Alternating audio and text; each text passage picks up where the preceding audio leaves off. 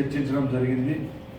ముఖ్యంగా ఆ రోజు చంద్రబాబు నాయుడు గారు ముఖ్యమంత్రిగా ఉన్నప్పుడు ఉమ్మడి రాష్ట్రంలో గోపీచంద్ లాంటి వారికి ప్రోత్సహించి ఒక అకాడమీని స్థాపించిన ఘనత ఆ రోజు మా ప్రభుత్వానికి దక్కింది.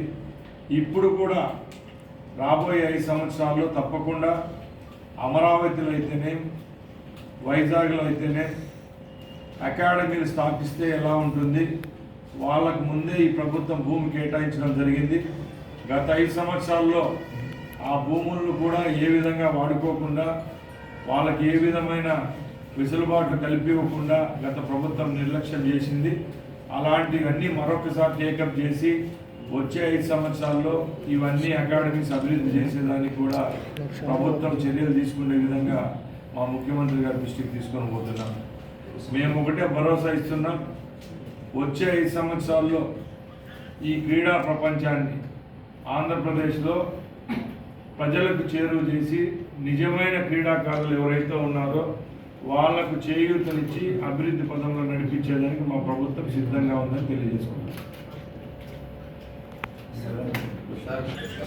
ముఖ్యంగా మీరు చెప్పింది మా దృష్టికి వచ్చేదండి, ఎక్కడైనా అభివృద్ధి జరగాలంటే దానికి సరిపోయే ఇన్ఫ్రాస్ట్రక్చరే కాదు, అక్కడున్న సిబ్బంది కొరత కూడా ఒక సమస్యగా ఏర్పడుతూ ఉంది. కాబట్టి ఇప్పుడున్న సిబ్బందితో రాబోయే కాలంలో ఎటువంటి అభివృద్ధి అనేది జరగదు. కాబట్టి తప్పకుండా క్రీడాపరంగా ఏ పోస్టులు ఖాళీ ఉన్నాయో అవన్నీ రాబోయే అతి త్వర దినాల్లోనే తప్పకుండా పూర్తి చేసేదానికి మేము సిద్ధంగా ఉన్నాం. స్పోర్ట్స్ పాలసీ జీవో కూడా 2022తోనే కంప్లీట్ అయిపోయింది. అక్కడ రాష్ట్రంలో ప్రస్తుతానికి స్పోర్ట్స్ పాలసీ అనేది లేదు. అది ఎప్పుడు లాంచ్ అయ్యింది? ముఖ్యంగా మీరు అన్ని చెప్పిందని మేము కూడా ఒప్పుకుంటున్నా. ఎందుకంటే గత 5 సంవత్సరాల్లో క్రీడ అనేది పక్కన పెట్టేశారు. కేవలం సంక్షేమ బాటలోనే ఆ ప్రభుత్వం నడిచింది. ఏ సిస్టమ్ను ఆ రోజు పట్టించుకోలేదు. మీరు ఇప్పుడు చెప్పినట్టే ఏవైతే మీరు అడిగారో అన్నీ ముఖ్యమంత్రి గారి దృష్టికి తీసుకొని పోతాం. అలాగే ఇప్పుడు ఫుల్ ఫ్లెడ్జ్డ్గా పర్మనెంట్ మాకు ఎండి గారు వచ్చారు, అలాగే ప్రిన్సిపల్ సెక్రటరీ గారు వచ్చారు. కాబట్టి అతి త్వరలోనే మెయిన్ ఇష్యూస్ ఏవైతే ఈ రాష్ట్రంలో క్రీడాపరంగా ఉన్నాయో అవన్నీ 1 by 1 టేకప్ చేసి తప్పకుండా చర్యలు అయితే తీసుకుంటాం. ఇప్పుడు క్రీడా ప్రాంగణం లేకుండా స్కూల్స్ కానీ ప్రైవేట్ స్కూల్స్ కానీ కాలేజీలు కానీ పర్మిషన్ పేరెంట్స్ అయితేనే యాజమాన్యాలు అయితేనే కేవలం వాళ్ళ పిల్లల చదువు కోసమే తప్పక మానసికంగా ఉల్లాసంగా ఉండాలన్నా శారీరకంగా ఉల్లాసంగా ఉండాలని దాని మీద దృష్టి పెట్టడం లేదు. అది స్టార్ట్ అయ్యేది కూడా పేరెంట్స్ దగ్గర నుంచి ఎండ్ అయ్యేది వచ్చి యాజమాన్యాల దగ్గర నిలిచిపోతూ ఉంది. కాబట్టి ఇది ఎప్పటి నుంచో ఉన్నది. గత 20-30 సంవత్సరాల్లో ఎలా ఉంది ఇప్పుడు కూడా ఇదే విధంగా ఉంది. కాబట్టి తప్పకుండా రాబోయే రోజుల్లో కార్పొరేట్ స్కూల్స్ అయితేనే అలాగే గవర్నమెంట్ స్కూల్స్లో అయితేనే 1 గంటైనా క్రీడలు కేటాయించే పరంగా చర్యలు అయితే తీసుకుంటాం. అలాగే కూడా అతి త్వరలో నోటీసులు ఇవ్వడం జరుగుతుంది.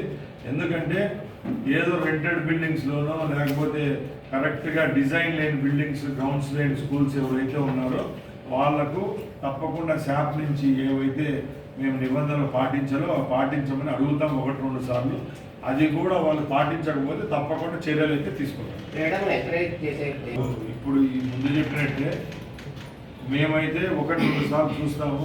3వ సార్లు అయితే స్కూల్ యొక్క లైసెన్స్ అయితే రద్దు చేస్తాము. ఎందుకంటే పేరెంట్స్ కూడా మేము ఆ స్కూల్ యాజమాన్యాల తరఫున మేము కూడా ఒక అర్జీ ఇచ్చే రూపంలో ఏర్పాటు చేస్తాం. ఎందుకంటే all of A sudden decision అయితే తీసుకోలేము. కాబట్టి మానసిక ఉల్లాసం శారీరక దృఢత్వానికి ఉంటేనే కాబట్టి రేపు ఏదైనా ఫిజికల్ ఫిట్నెస్ ఉంటే రేపు ఏదైనా పెద్ద జాబులు వచ్చినా కూడా వాళ్ళు ఉంటారు. తప్పకుండా దీని మీద చర్యలు తీసుకుంటాం. ఎక్కడ స్పోర్ట్స్ విషయంలో శ్రద్ధ తీసుకోలేదు. కేవలం 5 సంవత్సరాల చివరాంకంలో మాత్రమే ఆడుదాం ఆంధ్ర అనే అభాసు పాలు చేసే కార్యక్రమాన్ని ఉదాహరణ పెట్టడం తప్పక ఉన్న 5 సంవత్సరాలు పదవిలో ఉన్నప్పుడు ఏ గ్రామ స్థాయి నుంచి జిల్లా స్థాయి వరకు ఏ విధమైన ప్రోత్సాహకాలు ఇవ్వడం కానీ అభివృద్ధి పదంగా నడిపించేదానికి వాళ్ళు ఆ రోజు ప్రయత్నం చేయలేదు. కాబట్టి ఆ గ్రాంట్ రాలేదు. ముఖ్యంగా మీ అందరూ ఒకటి తెలుసుకోవాలా, భారతదేశంలోనే ఎక్కువ ఫండ్స్ ఉండే 10 శాఖలు క్రీడా శాఖ కూడా ఒకటి ఉంది.